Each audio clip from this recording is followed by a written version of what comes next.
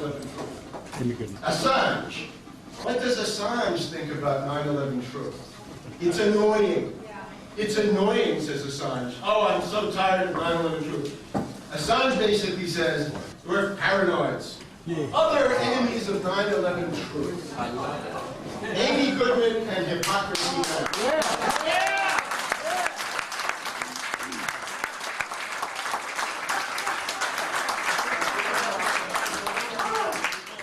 How about Genome?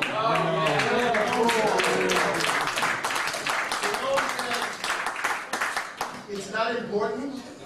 He doesn't want to know. And he actually wrote one point, if you're interested in knowing, you're probably a government agent.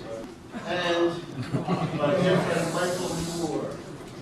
Now these people are all enemies of 9/11 truth. In other words, the greatest covert operation of the age. Since the Kennedy assassination, 9/11 is the greatest covert operation of the age. They don't want this to be known. I have one more. This is our demonic demagogue in the White House. He is a covert operation. Je viens d'avoir publié un nouveau chapitre de mon livre. C'est la 5e édition de 9/11 Synthetic Terror. C'est publié en France par les éditions Demi-Lune de Paris, avec le nom La Terreur fabriquée. Alors c'est la 5e édition américaine de La Terreur fabriquée. Et pour cette occasion, j'ai cherché des nouvelles, on peut dire. Et c'est-à-dire le monde des exercices, les 46 exercices, jeux de guerre, activités, opérations militaires et ainsi de suite, qui ont caractérisé soit la préparation de l'11 septembre, soit le déroulement de la journée. 46 exercices. Le 7 juillet à Londres. Oui, il y en a beaucoup d'exemples. Le bombardement de la Libye. Ça commence avec quoi? Avec un traité secret entre Sarkozy et Cameron, entre Paris et Londres. C'est le traité pour faire l'exercice qui s'appelle Opération Mistral Sud, Operation South Mistral. On dit aussi Opération L'Harmattan. C'est le Mistral dans la Méditerranée. C'était un traité, un accord entre les deux pays pour faire un exercice, mais à un certain point, l'exercice faux a été transformé dans un événement, dans une vraie tragédie, avec le vrai bombardement de la Libye. Le cas de Londres, tout le monde sait que le 7 juillet 2005 à Londres, il y avait des exercices, des bombes dans les stations de la métro qui ont été explosées, plus ou moins au même temps que les événements réels. Le cas du lampiste, le lampiste Breivik en Norvège, à Oslo, c'est que le lampiste Breivik, il a commencé avec la bombe dans le quartier ministériel d'Oslo, juste après la fin d'un exercice officiel du gouvernement de Norvège qui comportait quoi? Une bombe dans le quartier ministériel d'Oslo. Et je crois qu'il est grand temps, maintenant que l'opinion publique mondiale comprenne que le terrorisme n'est pas spontané, n'est pas le fruit des fous, des musulmans, mais c'est une opération cyniquement planifiée en avant par les réseaux totalitaires, des réseaux des réseaux de la grande banque, enfin, qui prédominent dans les régimes occidentaux. Donc, M. Sarkozy figure parmi ces élites. Je crois que M. Sarkozy avait déjà planifié avec Cameron et sans doute avec Obama, parce qu'il est indispensable. Ils avaient pris un accord général pour attaquer la Libye, mais Sarkozy avait besoin d'une impulsion ultérieure pour faire le grand saut dans le vide de la guerre et des aventures. Et c'est ça où je l'appelle, c'est pas un philosophe. C'est pas un philosophe, c'est pas un nouveau philosophe. C'est un philodoxe. En anglais, c'est pas philosopher, mais c'est philodoxer. C'est-à-dire, c'est le contraire. C'est pas quelqu'un qui aime la sagesse, mais quelqu'un qui aime l'opinion, bon marché de la rue. Il a été envoyé en tant que conseiller principal de Sarkozy. Et c'est lui, avec ses exhortations, avec ses rapports maniques avec les chefs de la rébellion, qui sont d'ailleurs des vétérans d'Al-Qaïda. Ce sont des terroristes endurcis qui gouvernent la Libye. Maintenant, c'est lui qui a exhorté Sarkozy à faire le grand saut, à envoyer l'aviation militaire française, commencer l'agression, même avant les Anglais, même avant les Américains. Je me rappelle de la grande aventure de Suez. Et c'était M. Guy Mollet, je crois, avec Sir Anthony Eden, avec les Anglais. C'est-à-dire, c'est la coalition de Suez de 1956 que nous voyons en Libye. Et je crois que c'est une coalition qui ne va pas prospérer. Je crois que la résistance en Libye va continuer, qu'il y aura une guerre de guérilla urbaine qui va durer pour des mois, des années. Et je crois que c'est une tragédie.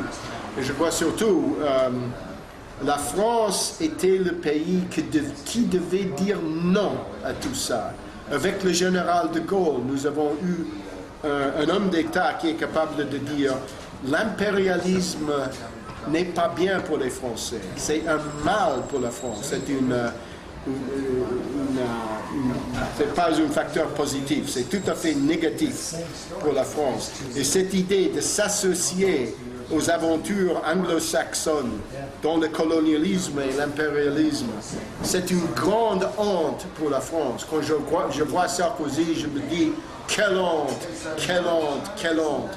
Et quelle tragédie qui attend à la fin d'une série peut-être de victoires faciles, mais à la fin des défaites écrasantes et tragiques.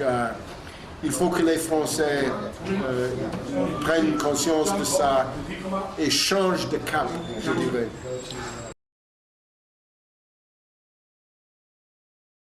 C'est ça. Et ils l'ont dit, c'est pas moi qui le dis.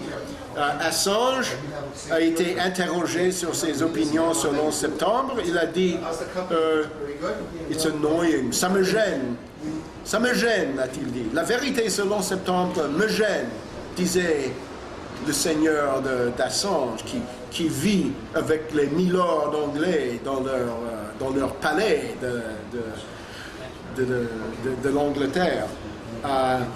Il estime, paraît-il, que les scandales qu'il offre, lui, ce sont des scandales vraiment radicaux. C'est-à-dire des scandales qui frappent qui?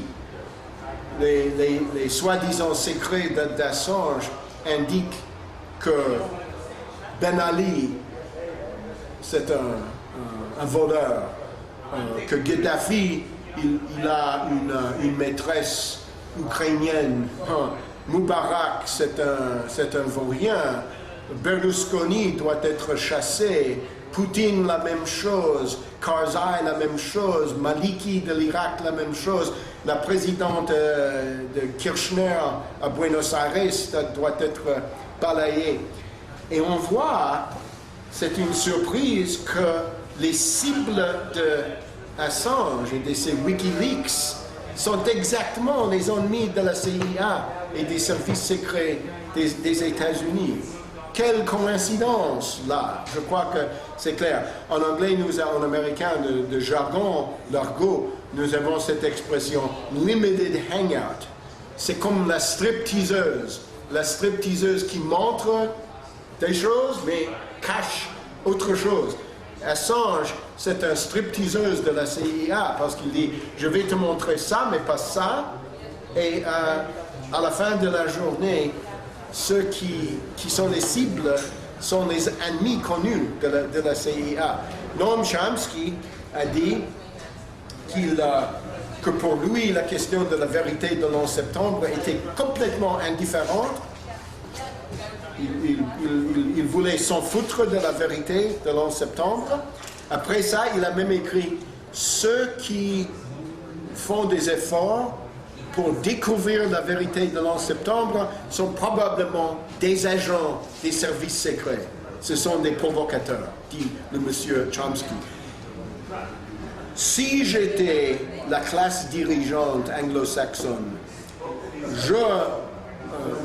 j'espérais une opposition de cette impuissance, de cette manque d'honnêteté, comme nous voyons avec M. Chomsky. C'est l'opposition idéale pour une classe dirigeante qui veut durer toujours, parce que l'impuissance et la capitulation mentale qu'il incarne sont les preuves qu'il n'est pas capable de donner une direction positive à tant d'intellectuels, des libéraux de gauche, des left liberals ici, qui regardent vers lui pour des idées. Si M. Chomsky, Amy Goodman, qui fait des émissions radiophoniques, Michael Moore avec ses films, si ces trois personnages avaient lancé un défi disant « Nous n'accepterons pas le mythe militariste, raciste et fasciste de l'11 septembre », je crois que M. Bush aurait eu beaucoup plus de difficultés à déclencher cette guerre. Mais ils n'ont pas fait ça. Ils ont concédé à Bush pratiquement la prémisse de ces crimes. Ils ont dit nous n'allons pas nier la vérité de l'11 septembre. On va accepter ça, mais enfin faire un plaidoyer pour la paix. Quelle impuissance et quelle faillite qu'ils ont fait. Toujours en tant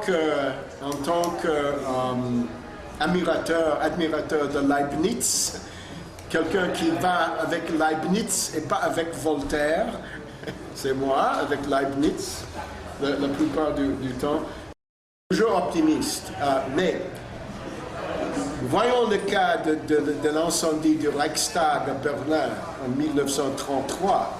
La version officielle nazie, c'était que les communistes avaient fait ça. Ils ont pendu le pauvre M. Van der Lubbe, l'Hollandais, qu'ils ont accusé d'avoir brûlé, de faire l'incendie du Reichstag. Si Hitler avait gagné la Deuxième Guerre mondiale, la version officielle nazie existerait toujours. C'était Van der Lubbe et les communistes. En vérité, on sait que c'est Göring qui a fait ça, le maréchal Göring de la Luftwaffe. Mais pour arriver à la vérité, quoi était nécessaire? L'écroulement, la destruction de l'appareil politique nazi. Et je crois, si on veut arriver à la démolition de la version officielle de l'11 septembre, il faut combattre le pouvoir politique, économique et tous les autres types